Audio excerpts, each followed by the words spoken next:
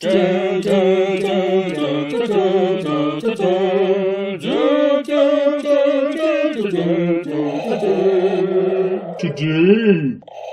on Live from Ahch-To, a Star Wars podcast.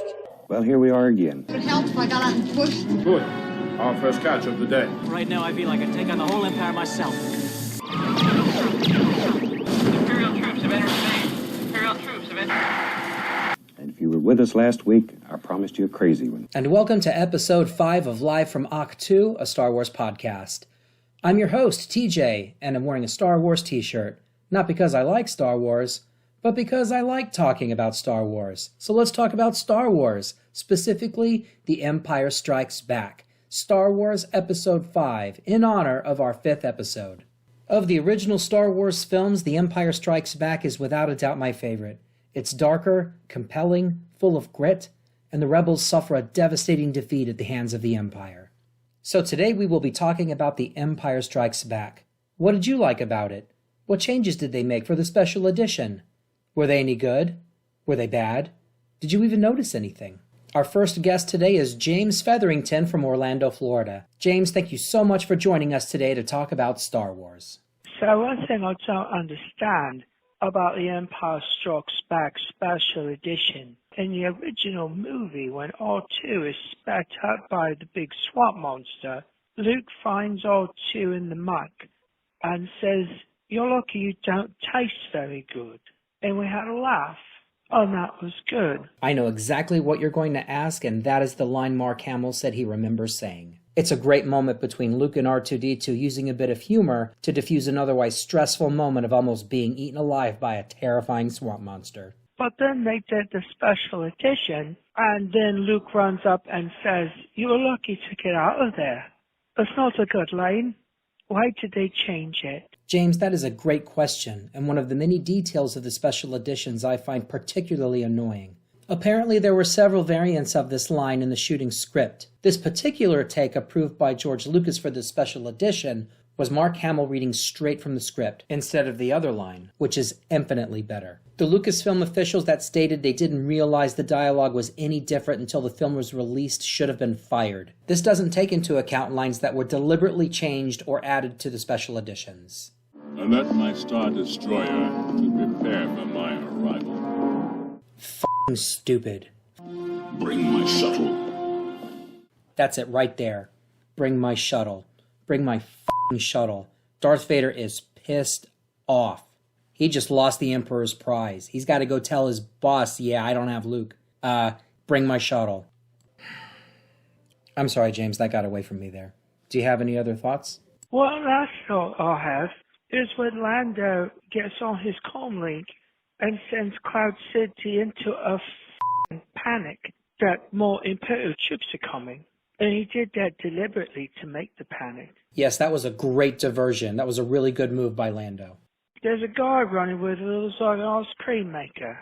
People made fun of it. What's this guy carrying? An ice cream maker? I'll need to go check. And I thought it was a nice touch. In The Mandalorian, they find out that that's really kind of like a safe or a firebox that you have in your house, and you put valuables in it, like ice cream. And here's another comment about The Mandalorian. I really need to check it out. It sounds like it's good. I'm happy to hear they tied up that loose end.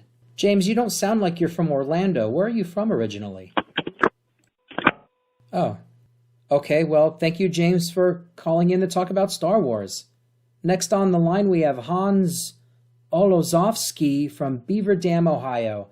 Hans, thank you so much for calling in today to talk about Star Wars. Hello, this is Hans. I like Star Wars. Great.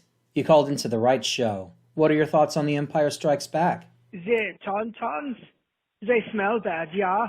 Well, according to Han Solo, they do. I wonder how bad. I want to know what they smell like on the inside. I don't know, but that was a very funny comment by Han Solo. What do you think tauntaun tastes like? Tastes like? I don't know. Chicken, maybe? I hope. Do you think the rebels made tauntaun sausage wraps? I don't know. I hope not. Do you think Star Wars Taco Bell uses tauntaun? Star Wars Taco Bell? Hans, thank you so much for calling in today to talk about Star Wars. I would like Tauntaun to taste like a Jaeger Schnitzel. Yes, I bet you do. Thanks so much for calling in. Hey, steady girl. Hey, what's the matter? You smell something? Up next is Billy Bob Hickenlooper from Benton, Arkansas. Billy, thank you so much for calling in today to talk about Star Wars. I like Star Wars. Billy, who is your favorite character from The Empire Strikes Back? I like the Scarecrow and the flying monkeys. I beg your pardon? Yes, sir. Don't let them take my monkeys. Billy, I think you're thinking of the Wizard of...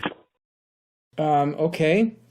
Our last guest today is Gordon Huffstickler from Topeka, Kansas. Hiya. How you doing? I'm great. Just hanging out, talking about Star Wars. Gordon, who is your favorite character from The Empire Strikes Back? It's a toss-up between Lobot and Boba Fett. Well, just a third is Lando's mustache. Lando's mustache? You mean Lando? Not Lando, just his mustache. Sensational. Makes me want to down a Colt 45. Okay. Lobot has that puffy shirt, and he looks like a pirate. I like pirates. Boba Fett is just cool as shit. Lobot's all about the eyes, though. Never says a god word and gets the job done. And he looks like he would just tear it up on the dance floor. Oh yeah? Dancing? I could see that, I guess. I could see him having a dance academy as a side hustle. Lobot's puffy shirt emporium and lingerie dance academy. Lingerie? Yeah, you gotta have something for the ladies, you know. Sure, okay. Any other thoughts on Boba Fett? I don't like how they changed Boba Fett's voice for the special edition. Yes, absolutely. Thank you. It's weird, right? Yes, quite jarring. Before Boba Fett sounded intense and scary. What if he doesn't survive? He's worth a lot to me. Now he sounds like... What if he doesn't survive? He's worth a lot to me. Gordon, that is a great observation and another example of an unnecessary change for the special edition. No disrespect to Tamara Morrison, but the delivery of the lines sounds a bit off to me. It almost sounds like he's speaking in iambic pentameter. What if he doesn't survive? He's worth a lot to me. What if he doesn't survive? He's worth a lot to me. What if he doesn't survive? He's worth a lot to me. What if he doesn't survive? He's worth a lot to me. What if he doesn't survive? He's worth a lot to me. What if he doesn't survive? He's worth a lot to me. What if he doesn't survive? He's worth a lot to me. What if he doesn't survive? He's worth a lot to me. What if he doesn't survive? He's worth a lot to me. What if he doesn't survive? He's worth a lot to me. What if he doesn't survive? He's worth a lot to me. What if he doesn't survive? He's worth a lot to me. What if he doesn't survive? He's worth a lot to me. What if he doesn't survive? He's worth a lot to me. What if he doesn't survive? He's worth a lot. Next time on Live from Ahch-To, a Star Wars podcast. Mando. Hey, Mando. Mando. Hello, Mando. Mando. Mando. Mando. Mando.